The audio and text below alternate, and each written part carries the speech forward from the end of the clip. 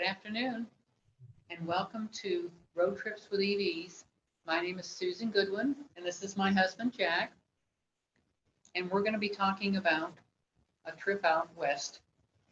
But first, we're going to talk about one of our own KEVA members, Mark Bishop, who won the EAA Trip Ambassador Award. The EAA, again, is for Electric Auto Association. So we're going to go to a brief video talking about Mark.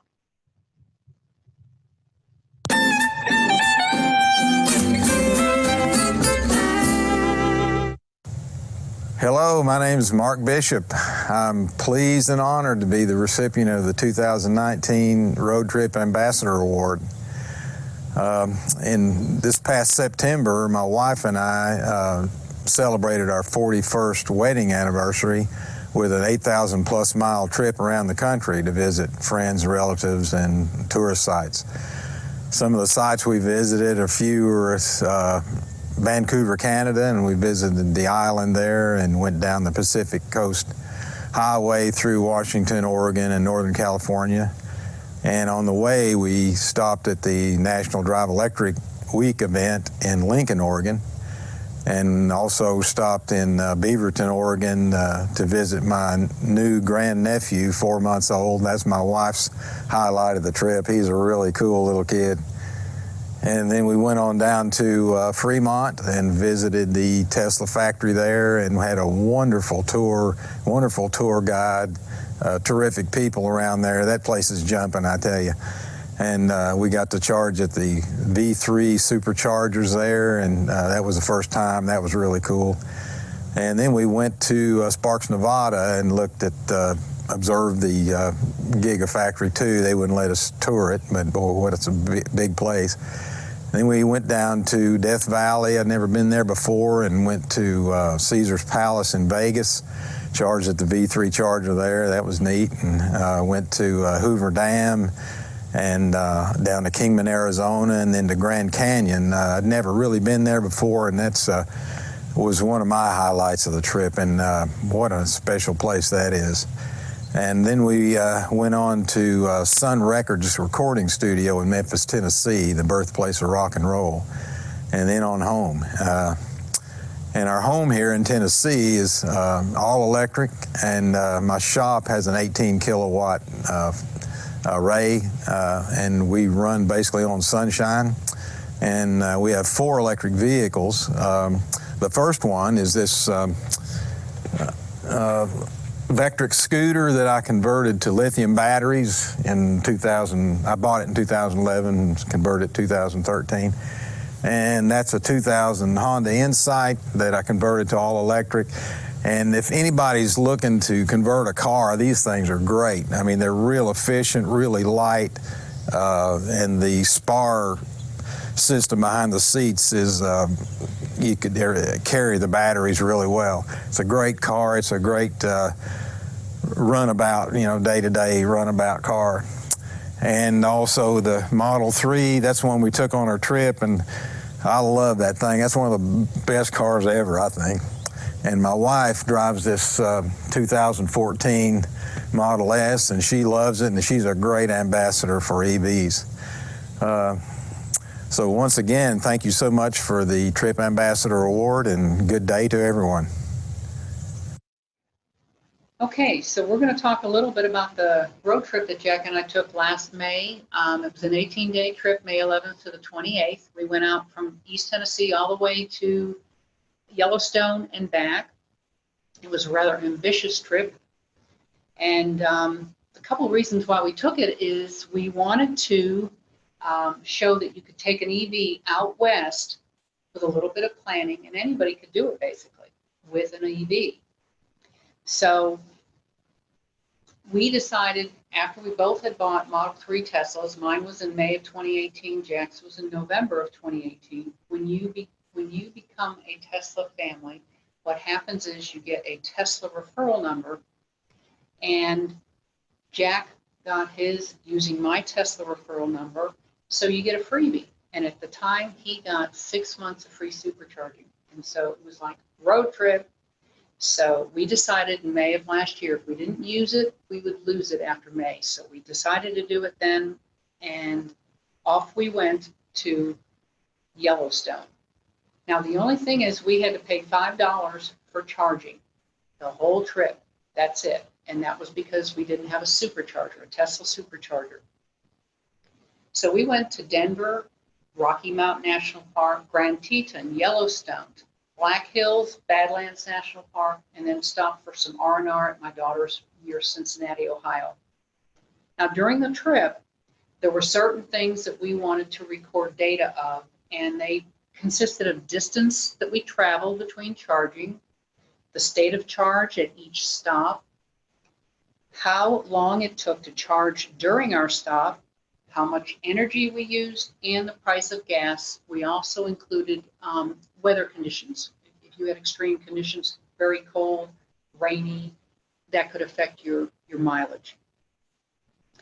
So the first 2 days were really rough. We were basically just trying to get out west, and it was over 1,100 miles with a lot of rain. But one of the nice things is when we were going through that really flat land of Kansas, we saw hundreds and hundreds of windmills just everywhere, as far as the eye could see. And what was kind of nice about that is it was just knowing that there was another source of clean energy out there. So we went to Denver at our good friends Susan and Tim on the third day, and a couple fun things that occurred while we were there is we showed Tim how to drive our Tesla Model 3. And he chauffeured us down to the Garden of Gods in Colorado Springs, about an hour's drive. We walked around, enjoyed it, and he chauffeured us back, and he was just a natural. It was easy for him. It was simple. The other thing is we went to Linger's Restaurant that night with Susan and Tim, and it's a funeral home converted to a cool, hip restaurant. Very unique foods there, and very good, but I drew the line at eating crickets and ants, which was on the menu. So we headed out to Rocky Mountain National Park the next day. I'll get back to your phone. Okay. So we're going to have Jack talk a little bit about some of our planning.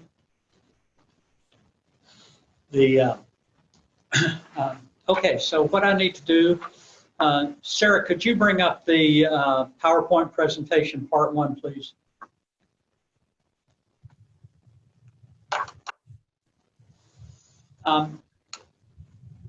So we had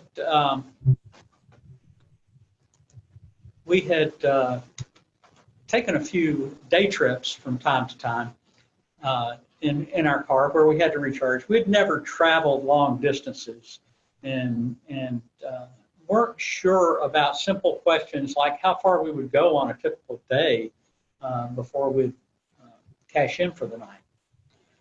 The other thing is that on a trip like this, there's usually something that constrains your schedule, and for us, it was the reservations that we had at Yellowstone. So we needed to fit everything else around the dates that we were due at Yellowstone. Those were some of the key reasons for planning. We did divide the task so that Susan planned the stops, not just the overnight stops, but the things that we would see, the parks and that we would visit, and such other things. And my task was to plan the routes and the charging so that we accomplish that. So there were 4 questions that we thought maybe we can answer these by the end of the trip. How much planning was appropriate and which tools were the most useful? How well did the planning match the real world? Did the plan come reasonably close to guidance from the car's navigation system? Teslas have very good navigation systems that help you find Tesla supercharger network and keep you advised about the state of the car on the trip. And then, how well did the car's own guidance track the actual results? So we collected a list of tools. Susan relied on, among other things, hotels.com, evhotels.org, which is a crowdsourced application that helps you identify places to stay that have chargers available. All sorts of maps, atlases, national park books, the internet, all of those things were part of what she used for her planning. I was working with Tesla's Go Anywhere app, also one called a Better Route Planner, EV Trip Planner, the Tesla Forums, the Cars Navigation System, and PlugShare. And just a couple of quick points, the Go Anywhere Tesla app is a bit challenging because it's limited on waypoints, which means multiple day trips are hard to plan. Better Route Planner allowed us to enter car-specific information and make good use of other considerations on the route that we were picking. It gave us more flexibility with routing than some of others. EV Trip Planner proved to be a really good choice for us when we needed to combine the information from the various pieces. A lot of good general knowledge in the online forums. And the Car Nav system and PlugShare were our real-time, indispensable real-time information systems for the trip. After working through with all of these things, and I won't go into the details right now, I'll tell you later where you can find all those details. But after working through all of those, we I should have one more slide here. I was going to show you our route, and it's not advancing for me. We had a planned route that has disappeared. Basically, a large loop that took us across through Oklahoma, Kansas, Colorado, up through the Rocky Mountain National Park, Grand Tetons, Yellowstone, and then back across to the Black Hills, South Dakota, and worked our way into Ohio to visit with our family before coming on home. And with that, then I'm going to turn the table back over to Susan, where she can talk about the kind of the experience of being in an electric vehicle and the beauty of the sights that we saw. Sarah, if you would bring up the photos folder, please.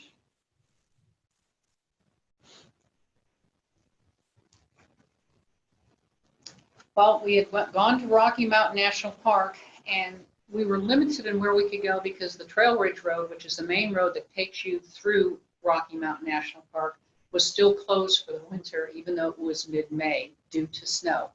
So when we got there, we only hiked a brief trip around a small lake that's called Bear Lake, and it was still frozen, and it had 2 feet of packed snow around it, which we hiked around with our hiking poles. And one of the things, if you go back, you'll see that moose, that's the only critter basically we saw while we were in Rocky Mountain because we were so limited. It was Mom and Junior with her. And so we headed out then towards Lander, Wyoming, which was our destination for the night. And that was the only time that we had to pay the $5, the whopping $5 of charging that we had throughout our whole trip, because that was not a Tesla supercharger. So we got up early the next morning to go to Grand Teton National Park, and that's one of the photos that we saw. You would see a lot of ranches along the route, and that one back. But it was, this is what you would see when you went to Grand Teton. They were dominating the skyline, and we wanted to get there early because we knew there was going to be a really bad storm coming in later that day. And we only had about 170 miles to go, so we weren't too worried. So what happened is we're driving 75 miles an hour in a 70-mile-an-hour zone, thinking we're doing fine, when all of a sudden we look at our screen on our Tesla, and it's saying to slow down to 55 miles an hour. Otherwise, we won't make our destination.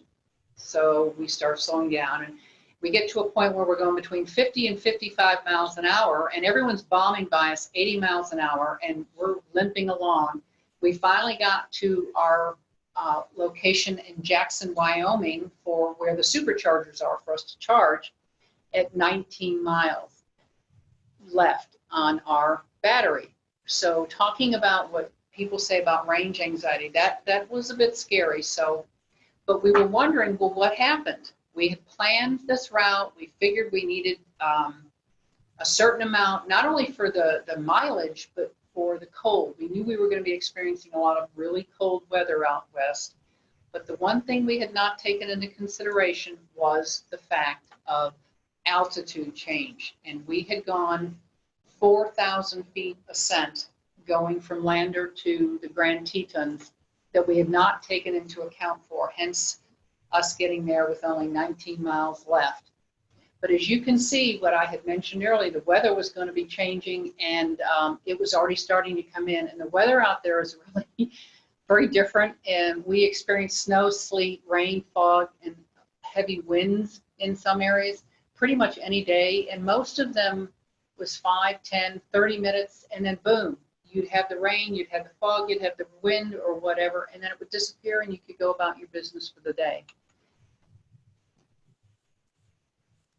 So there was no superchargers or no charging really at all in Grand Teton, but what happened is because we were wedged between Jackson and Grand Teton in Elk Refuge Inn, we didn't have much difference between where we were charging and then driving through Grand Teton. It wasn't an issue.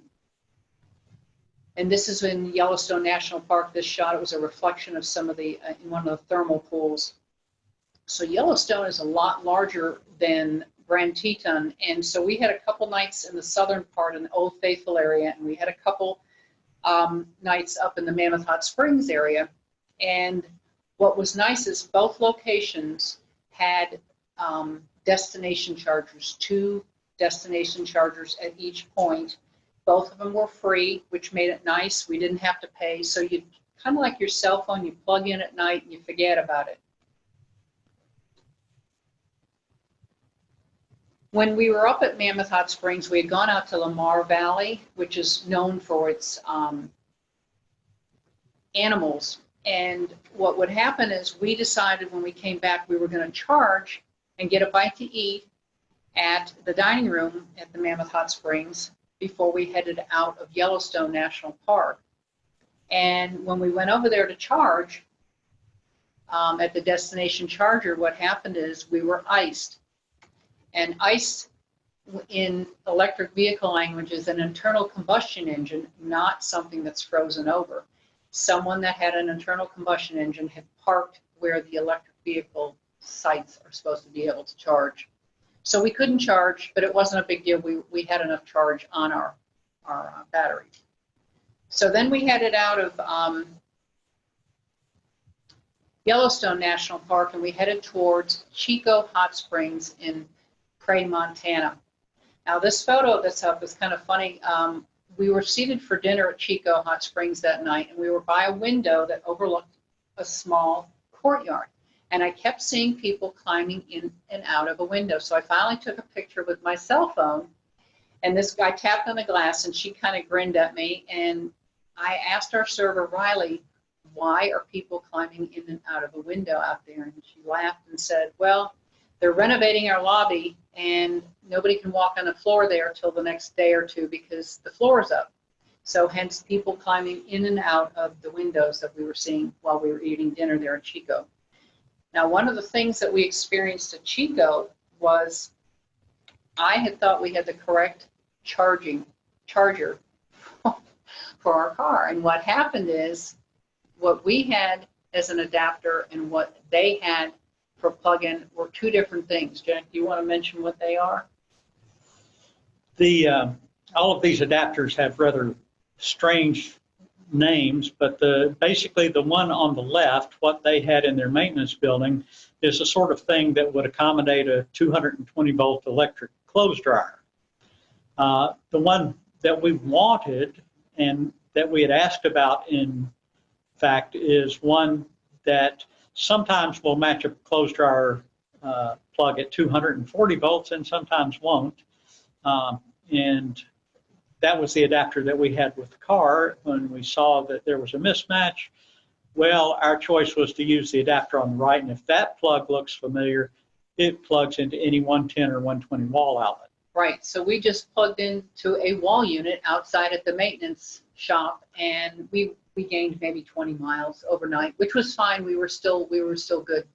So when we headed out the next day, one thing I did want to mention, after we went through all the Black Hills and Badlands National Park, we were going to stop in, and there's Devil's Tower, one of the many places that you can see in a very small area, which is really fabulous if you go out that direction. There's Crazy, the National Monument. Was it Crazy Horse? Crazy Horse, thank you. So when we got to Rapid City, South Dakota, I had been researching early on, and I found this place by accident called Alternative Fuels Coffee Shop in Rapid City, South Dakota. And I thought, how can you pass up a shop that is that's like you're driving an electric vehicle that has an alternative fuel? How can you pass an alternative fuels coffee shop? I didn't think we were going to make it, but what we did is we got there maybe 5 minutes before they closed. I had called the barista, Alex, and she said, "You're not going to make it," but I said, "Okay, well, we're going to try it." So I got there 5 minutes before, ran in, placed my order for 2 alternative fuel coffees to go so that we could enjoy them in our alternative fuel car. And thank you, Patty, who I did call, who's the owner, and she said that they were still open for people even during the COVID times. And that's just one with Mitchell, South Dakota, the Corn Palace, which is pretty amazing because they change that every year. And these are Porter Sculpture Park, again in South Dakota. The guy, I think, has too much time on his hands. That's a 60-foot bull head that you can see from the Interstate I-90. And with that, that'll wrap up the picture show part of our presentation. Sarah, if you'll bring up part 2 of planning. And while she's bringing that up, I did notice that we have a question. The fact that you had to use so many planning tools makes it rather difficult for many people to undertake such a trip. Would you find that true for most people other than EV enthusiasts? Well, part of it is I'm maybe sometimes a little obsessive compulsive.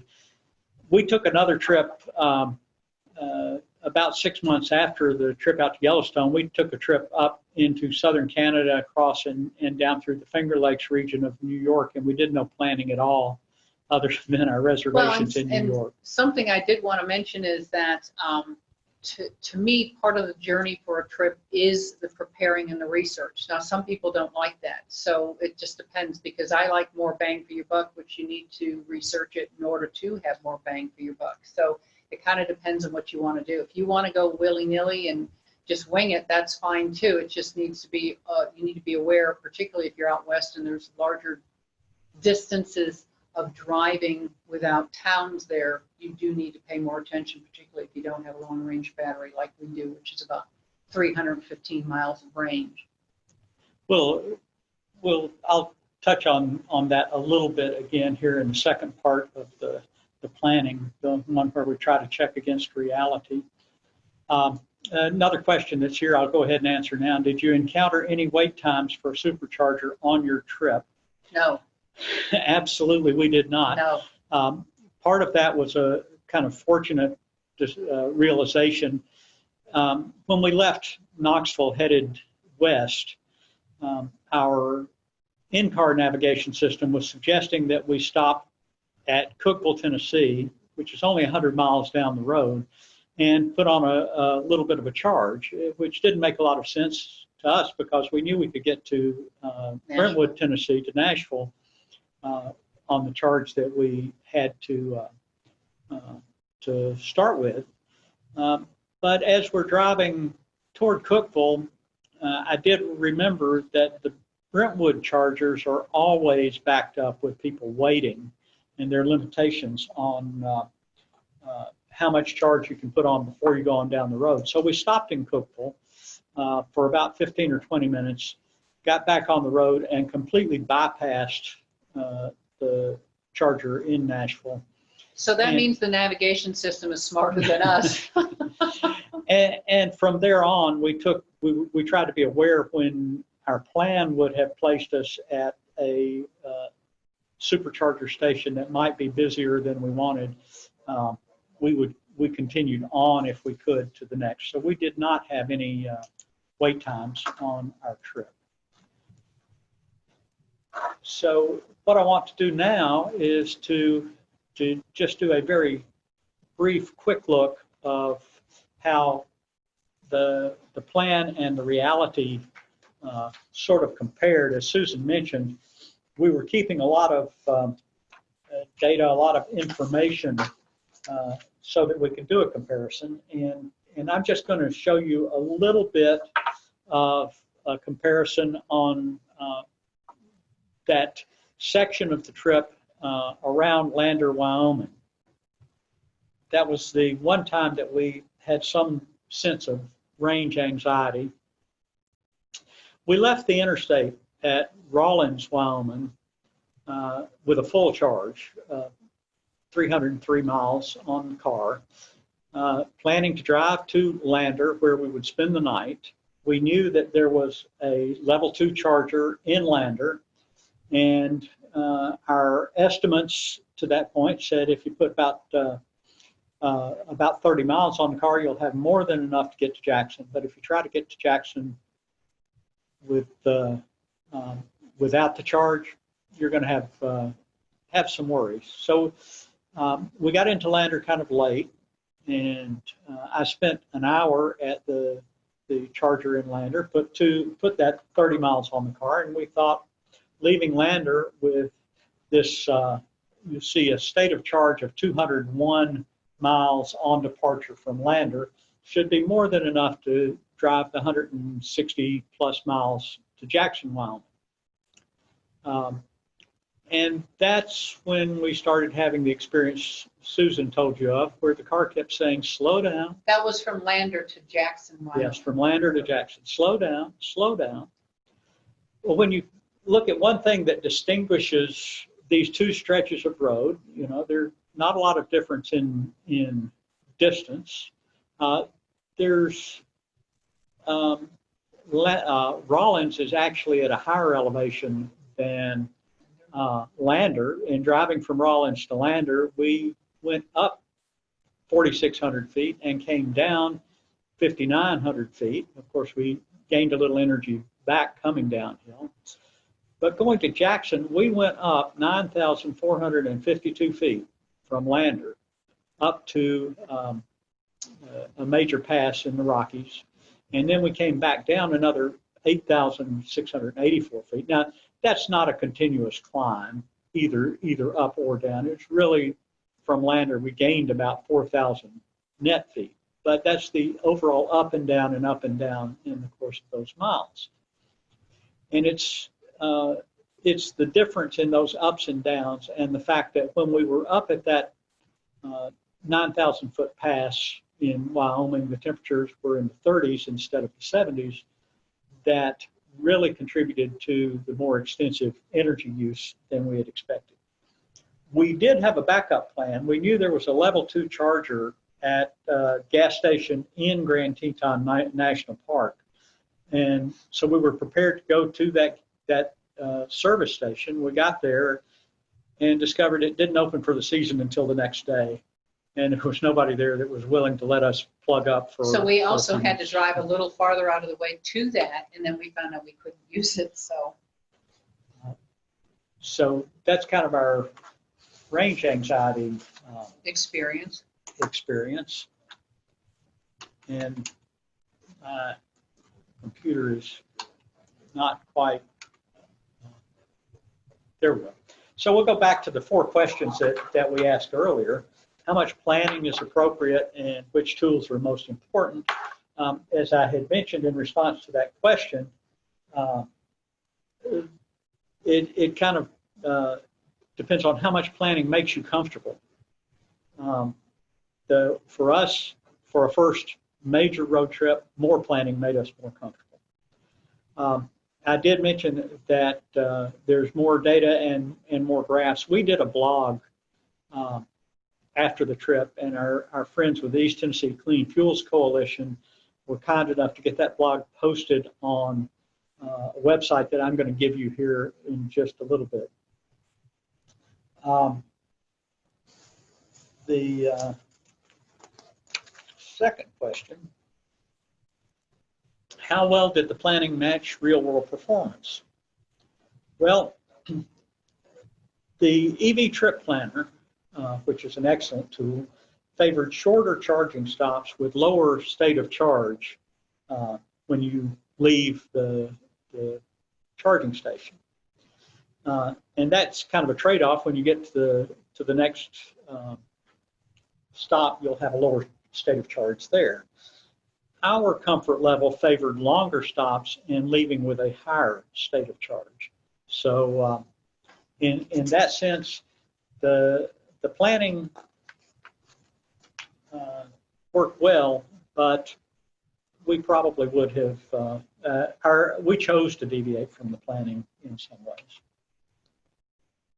So did the plan come reasonably close to what the CARS guidance told us? We use the planning tools with a high degree of confidence, but we use them cautiously. Don't want to forget that Lander to Jackson section of the trip. Generally, in our Model 3, the navigation system would project a state of charge level at the next charging station that seemed more accurate than other planners.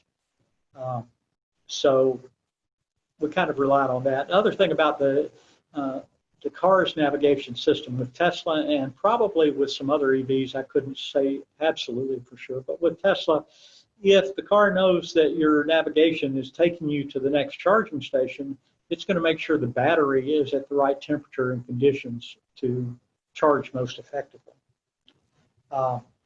So I would say if you're one of the faint of heart, trust whatever gives you the most conservative estimates on where you're going.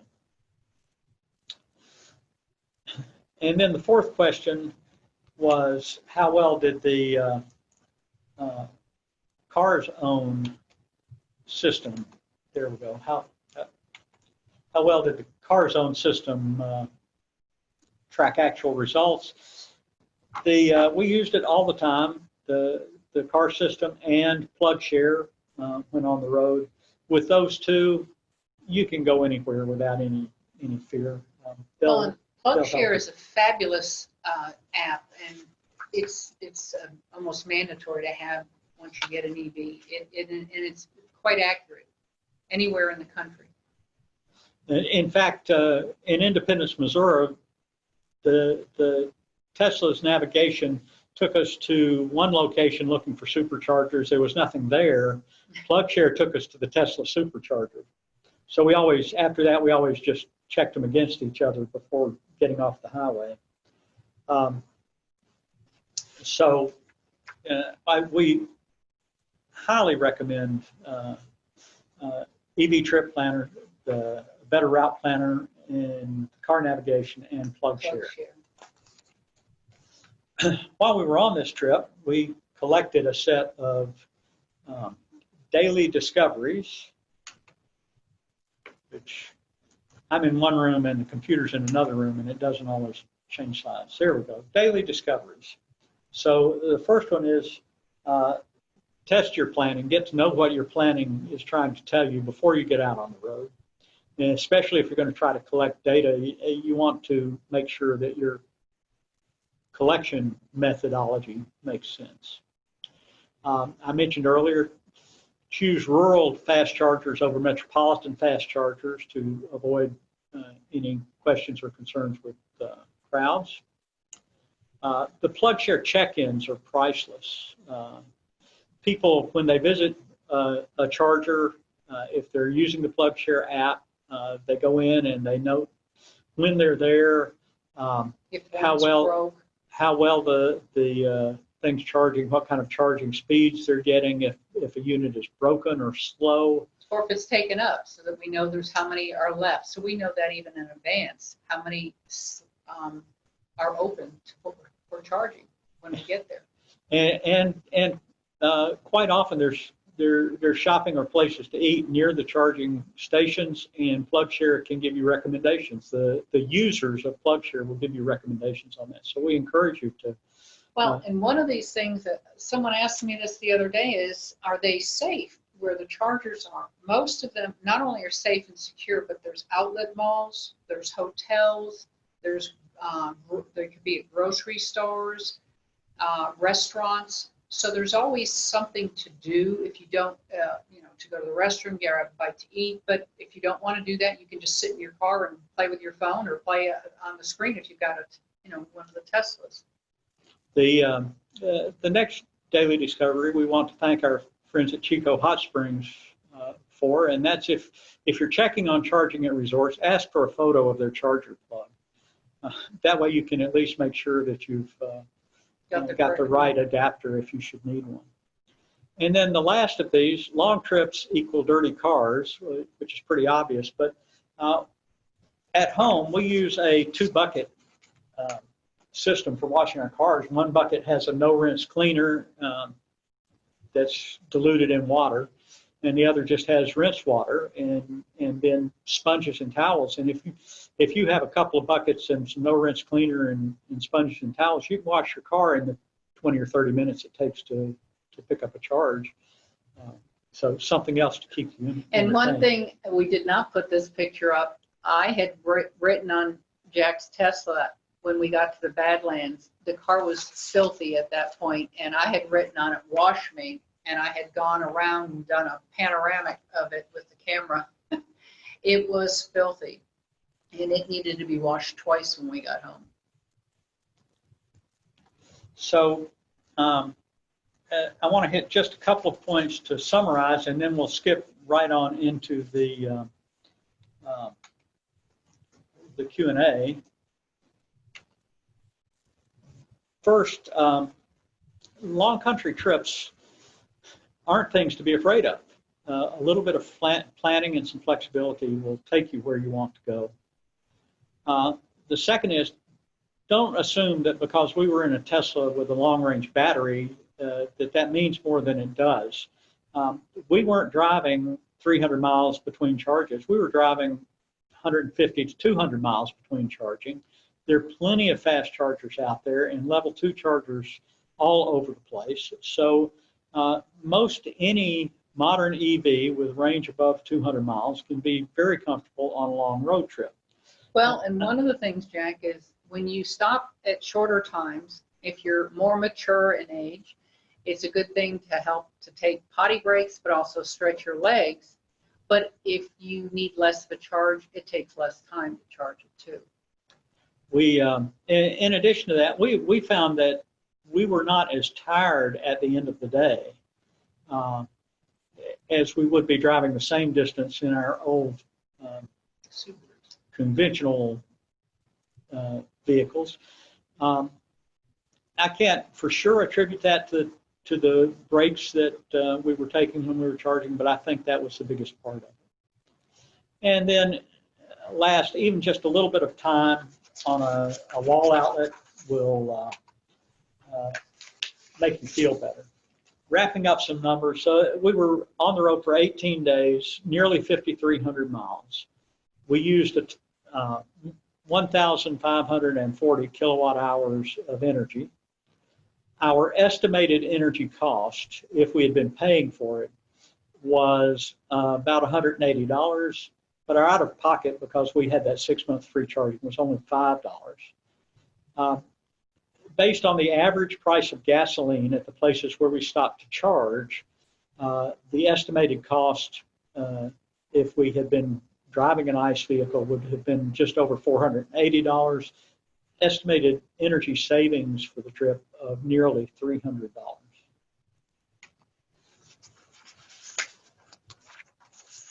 The blog that I mentioned is posted on the Fuels Fix website if you want to get a screen capture of this, or if you go to fuelsfix.com and in the search window, search on Yellowstone, then this blog comes up, and it's in 3 parts, and the 3 parts are linked.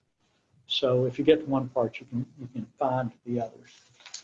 With that, we had another little video we were going to show you, but I think we'll skip that and we'll go straight to the Q&A and see what we've got here. And while I'm bringing this up, some of you who have been with us so far. So you want me to say this? If you took the trip today, would you sleep in your Tesla for any part of a trip? Air mattress, screen case mattress? Well, the Tesla Model 3 it's comfortable for us, both of us. Neither of us are large people, but we both laid down in the back of it, and it's with obviously the back seats down, and it is lengthwise we could fit barely, but it was kind of low. So it probably would be all right with the Tesla Model Y, which has just recently come out earlier this year. Certainly some of the bigger ones, the Model X, you would have ample room. But Cybertruck, well, we're looking at a Cybertruck where, yeah, definitely you could do it with a Cybertruck in the back. But I was kind of uncomfortable. Now, if you're young and you're used to kind of a cramped quarter and you're not real big, then have at it. Before we go to the next question, we're going to do a real quick little drawing here. That's what I need. We're going to give away a gift card. $50 Amazon gift card. So let's just take here. Whatever. All right, so H. Taylor, if you're out there, Type in your email. reply with your email address, and you will win a $50 gift card. If you're not out there, then somebody else will have a chance to win. The next question, is it safe to wash the car while charging? Well, I certainly think it is. It was safe to charge the car in pouring down rain on the first 2 days of our trip. So Every place that we charge. the systems are sealed, and plug-in is tight. So no, you don't have to worry about it. You're fine.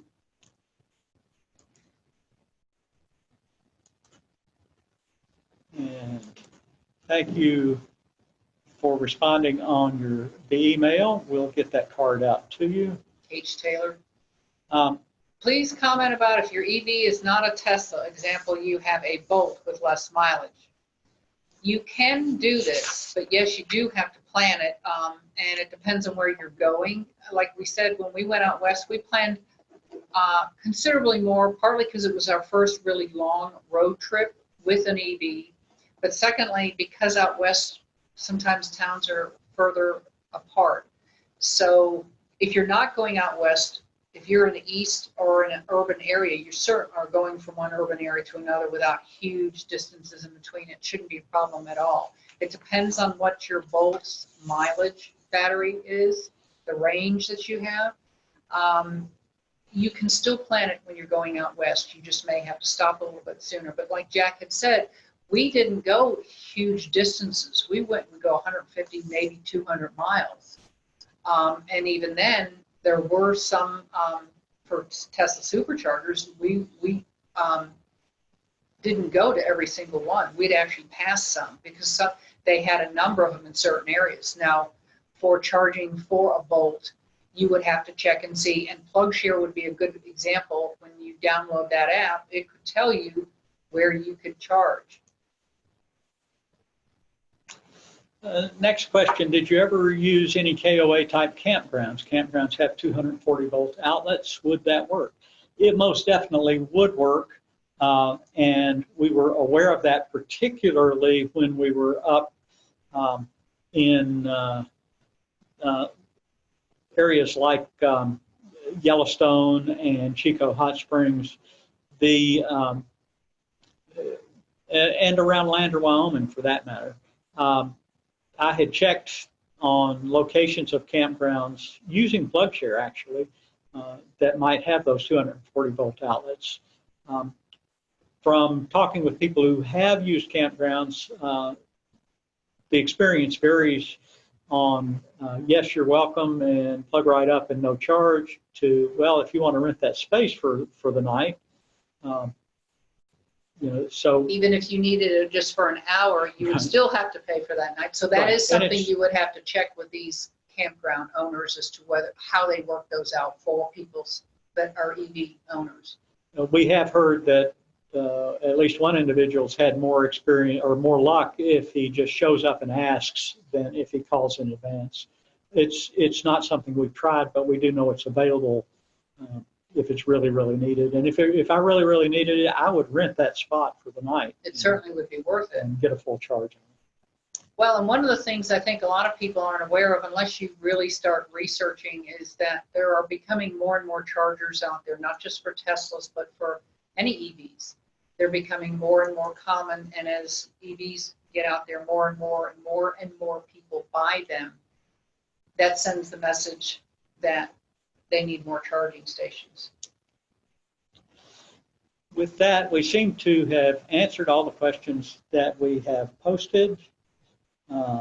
We do have a few more minutes if there are any other questions out there. Drake's video, if you want. Sarah, if you're there, we can play that video from Josh. Our friend Josh purchased a used Chevy Bolt in Florida.